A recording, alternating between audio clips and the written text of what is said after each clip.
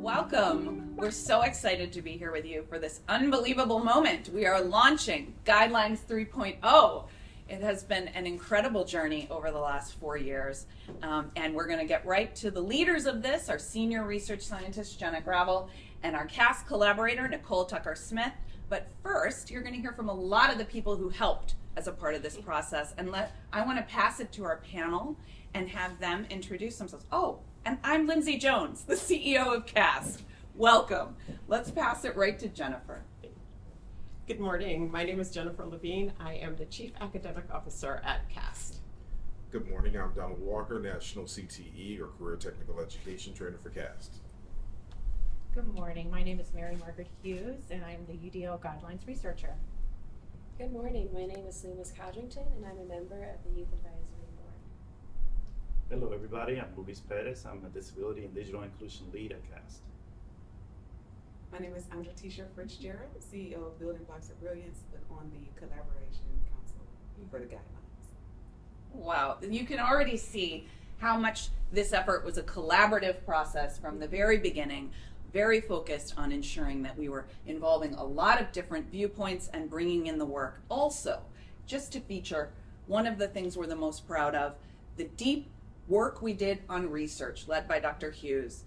To ensure, as CAST legacy, right, research, the guidelines, and the UDL principles have always been based in the latest neuroscience, and that is absolutely true for this effort.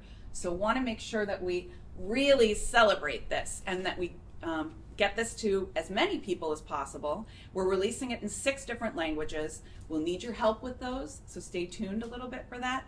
But all of the incredible work that Jenna and Nicole have led is on the CAST website right now, cast.org, for you to see and to look at and to be familiar with, and we're really excited as this goes forward. I want to pass it to Jenna. Great. Hi everyone, my name's Jenna Gravel. I'm a senior research scientist at CAST, and I'm also a co-chair of UDL Guidelines 3.0. And we are just so excited that today is the day. This has been an amazing effort across the UDL community over the past 4 years, and this next iteration of the guidelines represents just so much collective learning, so much collaboration, and we are so grateful to all of you who have contributed to the process along the way. And my name is Nicole Tucker-Smith, and it has been an honor to serve as the co-chair of the UDL Guidelines 3.0 initiative with Jenna. It's been an amazing experience to work with such an incredible group of people from diverse backgrounds. And today, as I'm the CEO of LessonCast, I have been a teacher, a principal, a college faculty member, and I've also applied UDL as a parent. So today is like a dream come true. And now UDL Guidelines 3.0 are the UDL Guidelines. And there will be some learning to do, and that's going to be exciting. It might be a little bit scary, but don't be afraid. Let's lead with hope and not fear. And as we're learning, we have here our Chief Academic Officer who also leads our professional learning at CAST. And I just have a question for you. We know that the role of professional learning is going to be key in order for implementation of UDL Guidelines 3.0. So what are your hopes for the ways that the Guidelines 3.0 will be able to support educators who are working to apply UDL in their context and to their practice? That's a great question. Thank you. I'm really hopeful that the Guidelines 3.0 will be a resource for educators to design in a way that allows young people to show up to learning with their whole hearts, their whole souls, and their whole selves. Even in the past few months, before the release of the final updates, we've noticed that just the knowledge of the changes to come has opened up all kinds of difficult conversations, dialogues about some of the assumptions and biases that we all have but may not even be aware of. Since the beginning, UDL has really challenged our societal norms around ability, inclusion, agency. And I love that this updated version goes one step further to intentionally include experiences and perspectives that may not have been explicit in previous versions. So I'm actually hopeful that educators will feel relief, that they'll see the new guidelines as an even stronger support for them to design for the success of every single learner. Awesome. Wonderful. So Don, I have a question for you.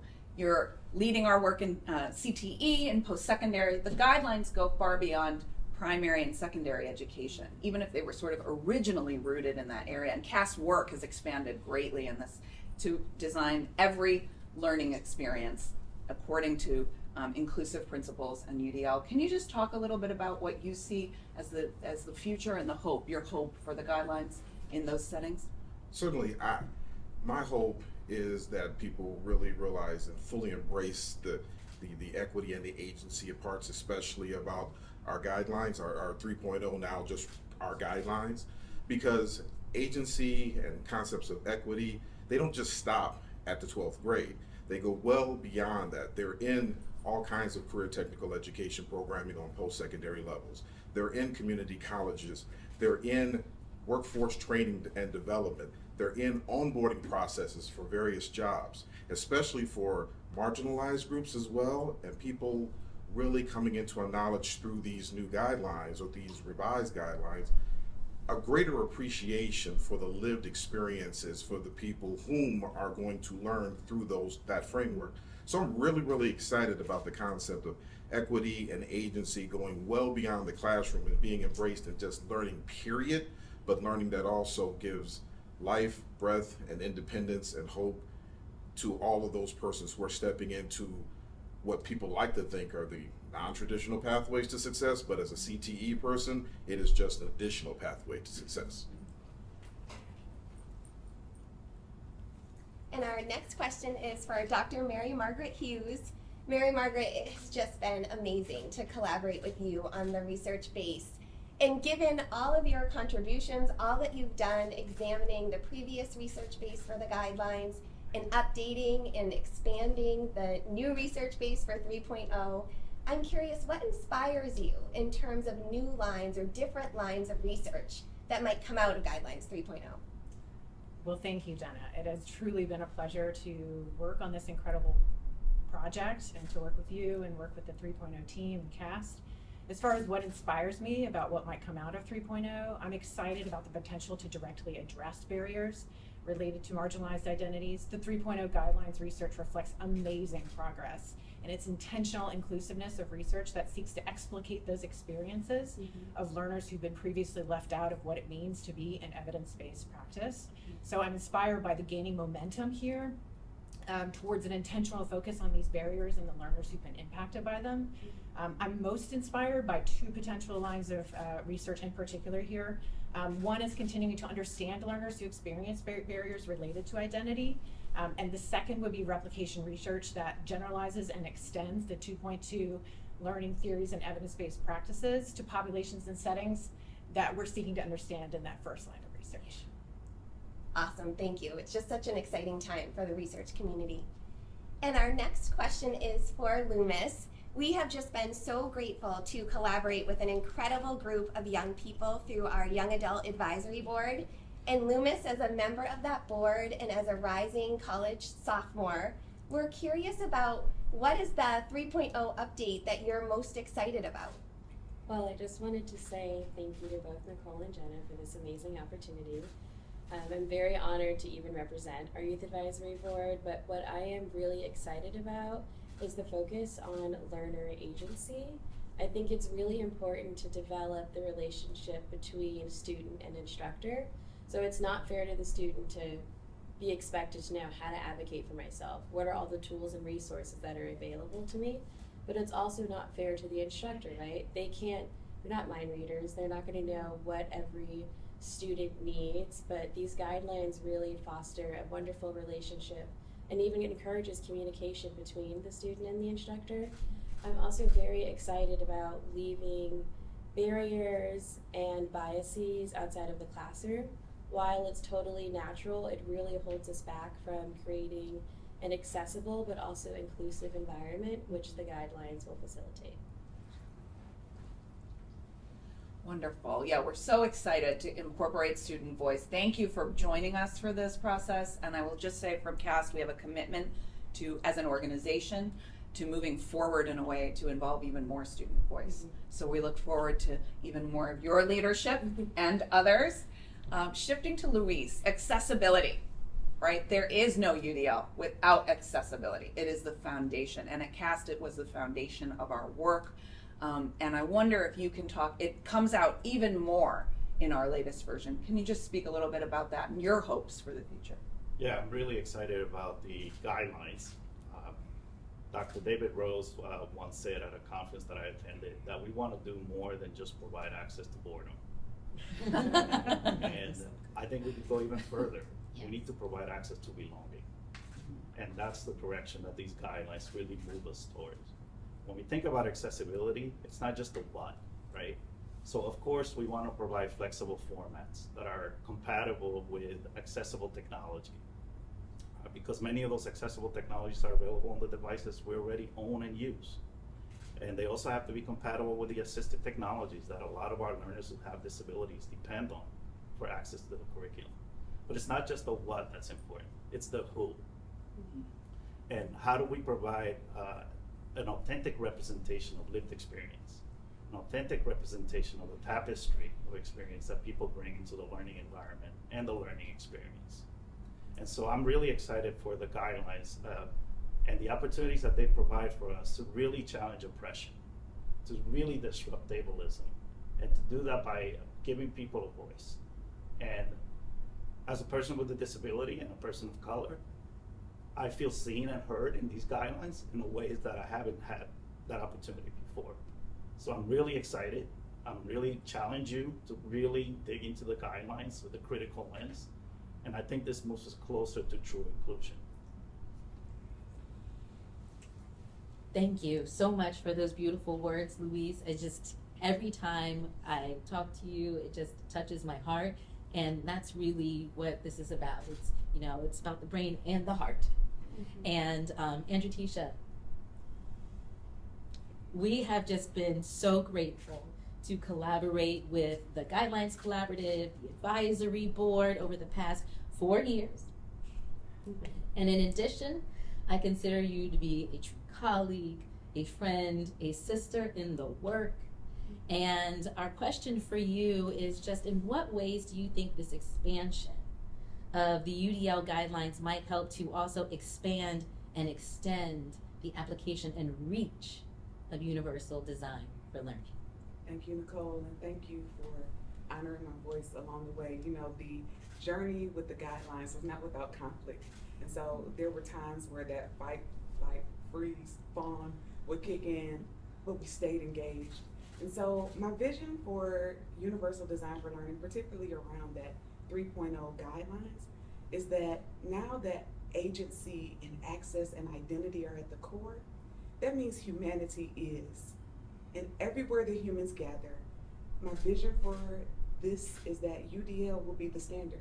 And so churches and mosques and temples will begin to design differently, and stores and shopping experiences will take heed of the research that's been done, because this is how humans learn.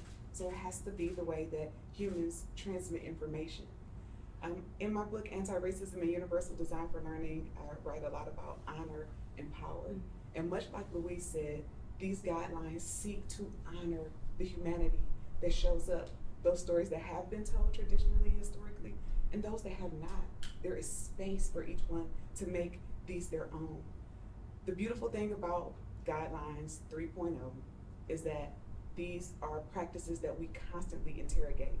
The guidelines are not without interrogation, that we go through the same process that we're asking teachers and doctors and lawyers even to walk through. How do we serve humans best?